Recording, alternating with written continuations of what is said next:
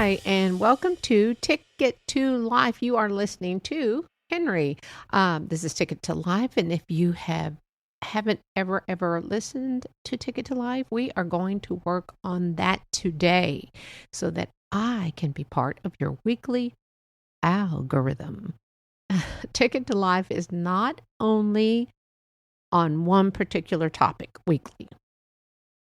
You know, like the other podcasts, not all of them, but most of them have a certain topic, like the news or, of course, current events, who done it, love stories. Yes, there's love stories. Problems in your marriage life. Those podcasts. There are some that's all they strictly are on. Of course, there's some really good positive ones, and that's all they do are positive energy stuff. But this is Ticket to Life, and it is literally about life and all that so many of us go through in life, the happy and the sad and the good and the bad, and of course, the ugly. Now, I just need to warn you, new listeners, that I don't have the best filter when speaking, or I have notes that I read off of. I swore I wouldn't do that when I first started the podcast. No, I'm just going to no. You have to have notes. You have to have something to go off of, because sometimes literally your mind goes blank. But anyway, giving you a heads up about my brain, how it processes things. Sometimes things will just come out, and they're not on my notes. And it could be happy, sad, or good or bad, and even, of course, the ugly. So you can hear Ticket to Life on your favorite podcast platform. If you have a TuneIn app, there's a lot of radio apps that you can listen to. And because I'm in Metro Atlanta, Georgia area, on the radio on Thursday mornings, the name of the radio station is WDJY Talk Radio. And it is every Thursday morning on 99.1 FM, like I said. And that is Eastern time, 7 a.m. So if you're up really early and maybe your drive to work, or you think, oh, let's hear what she has to say. Here I am. So I guess it is September. So summer is... technically it's over because the kids are back in school. People are going back. All the educators are going back into the classroom, or administrators. And so things are changing again. But this summer here in Texas has been a unusual summer for us. We've had rain in June, July, August, and September. September 1st. Today is actually the 2nd, but you'll be hearing this.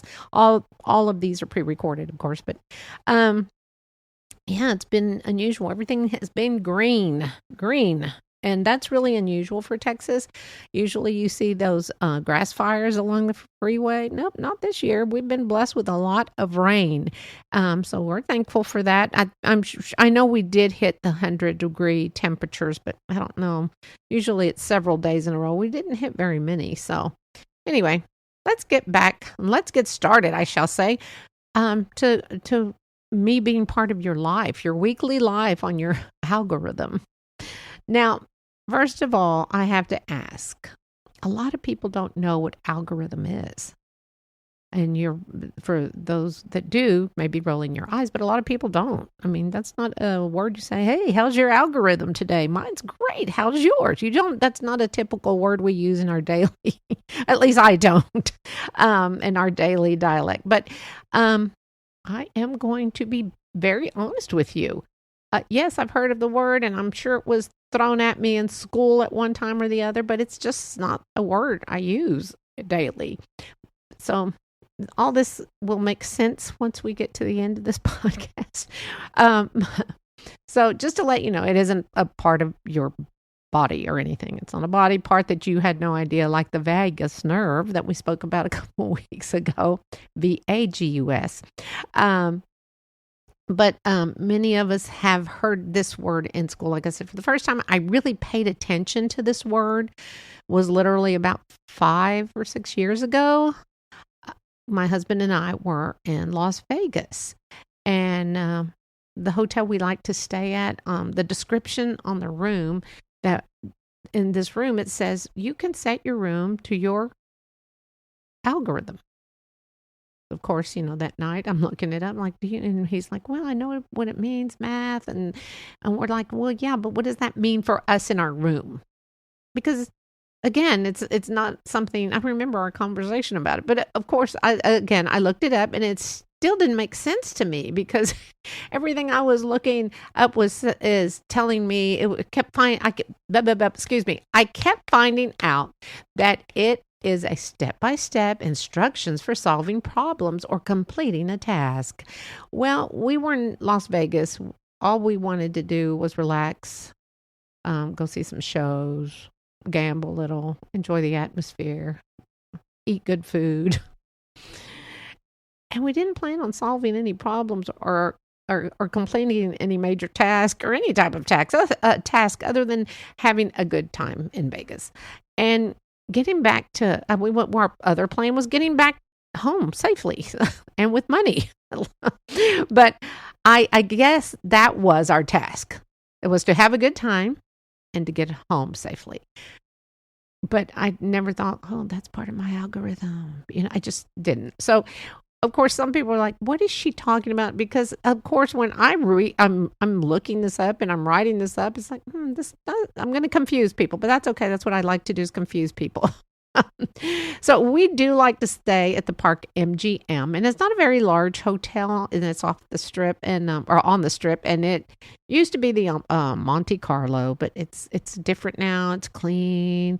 It's a no smoking casino, and it's very earthy resort, and we really do like it. But at the Park MGM, they have what are called stay well rooms, which they're made for the guest.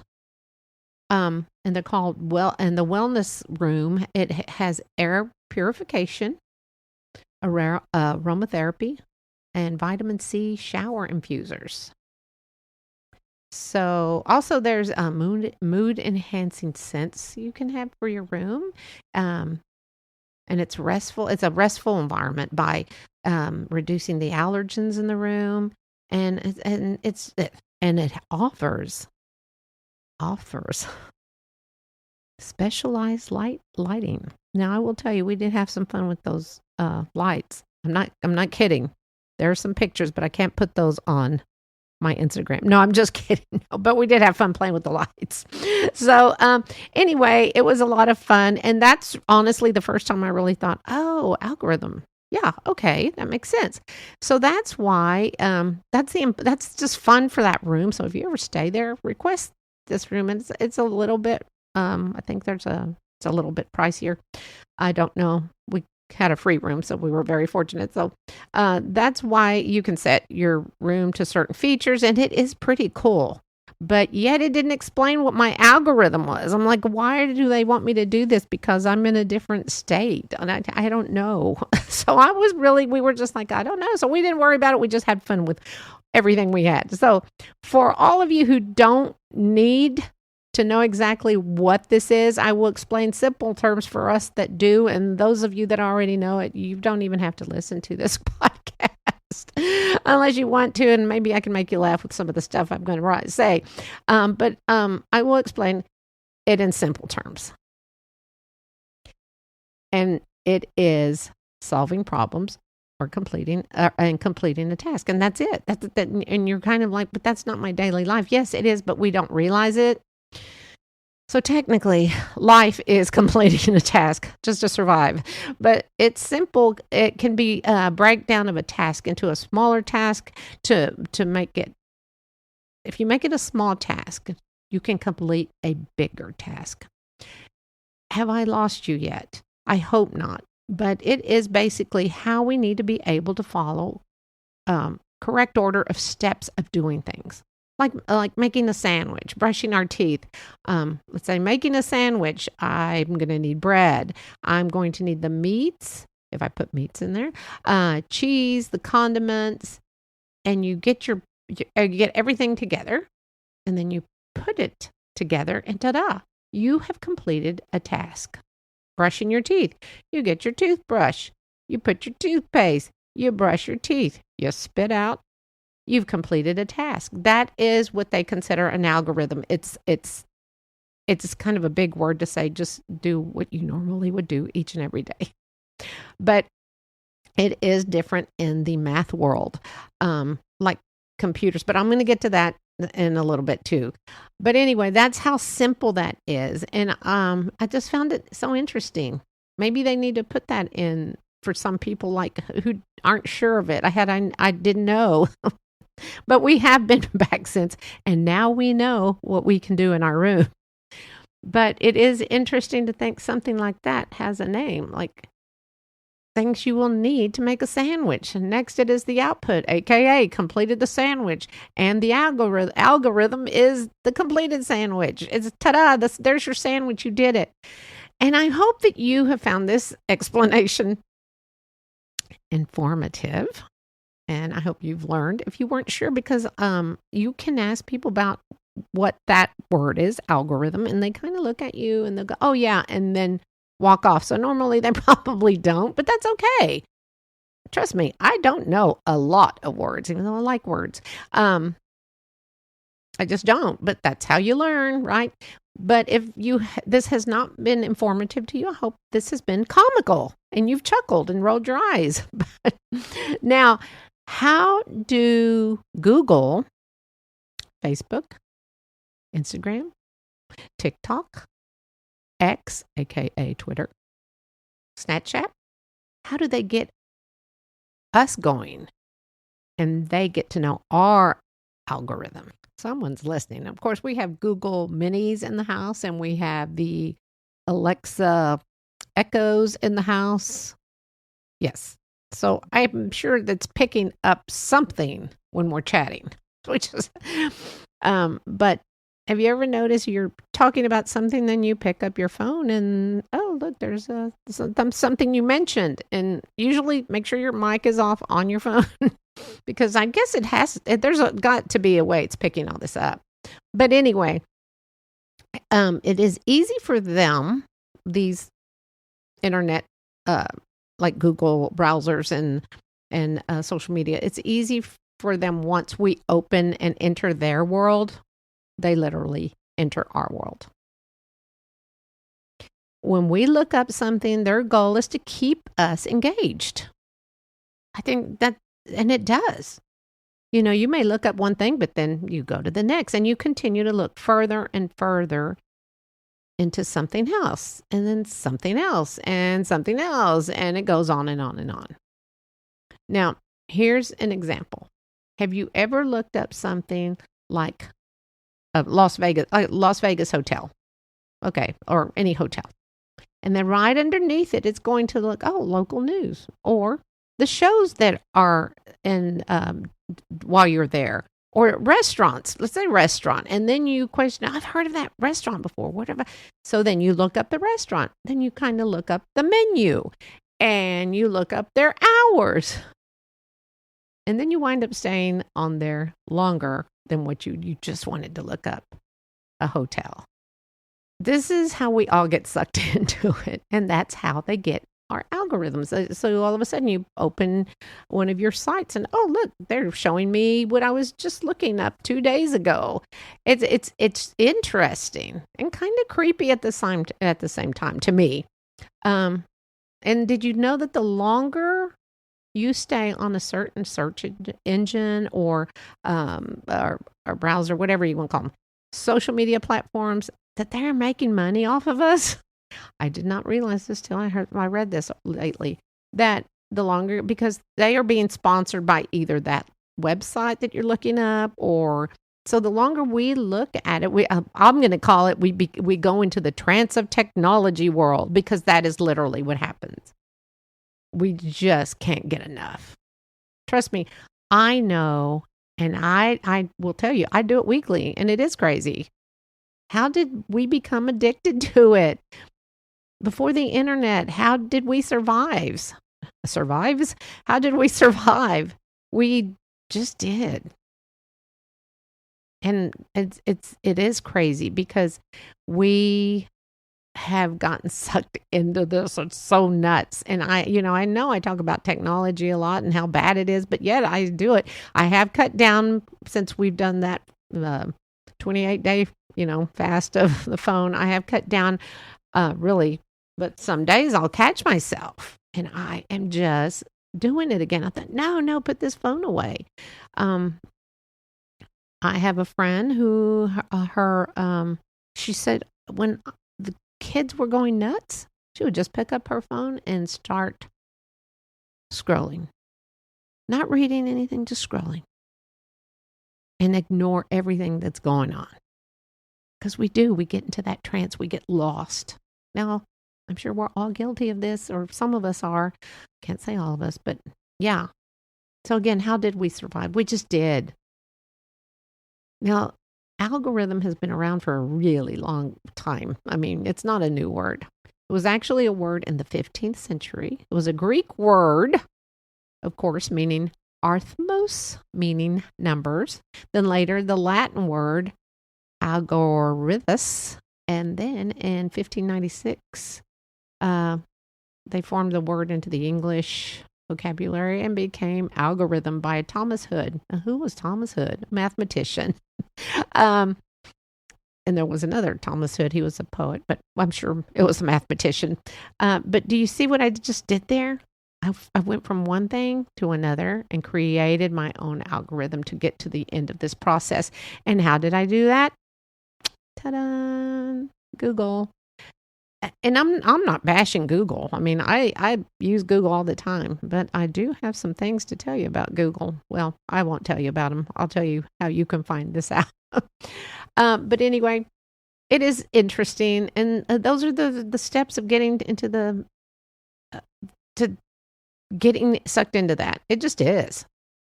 So that was a lot, I know. So if you're asked, let's say you're at work today or in a family with bright minds and somebody says, what's your algorithm? Or if they say, do you know what algorithm is? Because some people don't. And I wasn't sure 5 or 6 years ago. I was like, oh, no, I've heard the word, but not sure that I use it daily. You can now tell them with a smile as though you knew it all along and how we complete steps to finish a task in our every single day life. Basically, it's just life, but we have to give it a name. Now, for those that are into computer people, I enjoyed my simple explanation, or I hope I enjoyed it. I hope you did. And if not, I hope you were entertained because it's just crazy. I love words. I did a podcast last week on words and toys and the boo-boos. But I do love words. I love playing. I don't know if any of you have ever played this game before. They're little books and they're called fill-ins. And they give you a bunch of words and you get a blank puzzle and you have to fill in all the words. It's not a crossword. It's just a bunch of words and you have to fill them in. And I love doing those, and I love doing the numbers too. They're just fun. But I love words because we can learn more and more just by paying attention and to people and paying attention to what we read outside of the internet. And if you get on browsers and websites and we get that knowledge, and hopefully the knowledge that you get is legit. So always make sure, because sometimes people can get their own diagnosis from Dr. Google, as I call it, and many others, and doctors call it Dr. Google. Geez, Google, you've come a long way. But it is, make sure you look up more than one, WebMD, just make sure you're getting the right information. Always make sure you check on the certain news stories. Someone said, oh, did you hear Joe Blow died? And I'm like, he died like 3 years ago. What? It just popped up that he died. No, that was like 3 years ago. So make sure when you get on, check on your stories, you get on some of these social media platforms and make sure, again, they're facts and not fiction. I have a friend, and again, she is always getting her news from social media. Not a good idea. I read that the average American is using their technology, and when you add up the time that we spend on technology, we are up to 44 years worth of time. Now, that's a lot. I either read that or heard that. I don't know. But anyway, but I do want to share this book I'm reading, and I will take a picture of it and I will put it on my Instagram account and Facebook page. It's called, and actually I saw it on one of my friend who's an educator. I saw her take a picture of it several months ago, and I took a picture of the book so that I could get it. So I had some other books to be reading, but I like to read them in order as I buy them or get them. But anyway, back to that. I know you could care less. But the name of the book that I'm reading is by Henrie. I hope I'm pronouncing your name correctly, sir. And the name of the book is called Stolen Focus and Why We Can't Pay Attention. All I have to say is yikes. It's an eye-opener. So good and yet creepy to see how we get sucked into this technology. And well, in the book, Johan, look at me calling him by his first name like I know him. But anyway, Johan mentions how our minds aren't collapsing because we're getting older, but they are being stolen with the constant technology of TikTok, X, Facebook, Snapchat, Google, everything that's out there. And the rest of those are just like, yeah, I'm guilty of this. I know I am. When I say the rest of those, it's the other sites we get on. And I am guilty because I can catch myself getting on these different sites. And I'm like, okay. But again, I'm doing so good. I'm so proud of myself about not being on it as much as I have. When you see that you picked up your phone over 120 times in one day, that's definitely a red flag.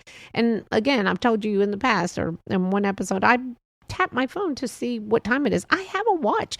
We have a gazillion clocks in this house. So it's not like I need to look at my phone. But anyway, he has said that this is what has stolen our brains. I mean, our focus, not our brains. Sounds like Frankenstein. That has stolen our minds from focusing. And I'm not going to lie. I've noticed I can focus just a little bit, not much, but when I'm reading something and I'm not thinking about what I'm going to eat in it later, I am focusing a bit better on this. I do prefer to have a hard book in my hand opposed to reading an ebook. So I kind of trade off, but it's just great. And when I have that hard book, you have no distractions. You know, you just don't have a text coming in, or you don't have a news flash, or you don't have Google Photos popping up. It is so much for me better to have a hard book in my hand. But anyway, it's very good. It's a very good book. And I highly recommend it. I don't know this man. This book is amazing.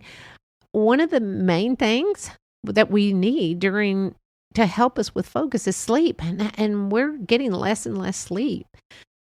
He has interviewed, I think it was like over 200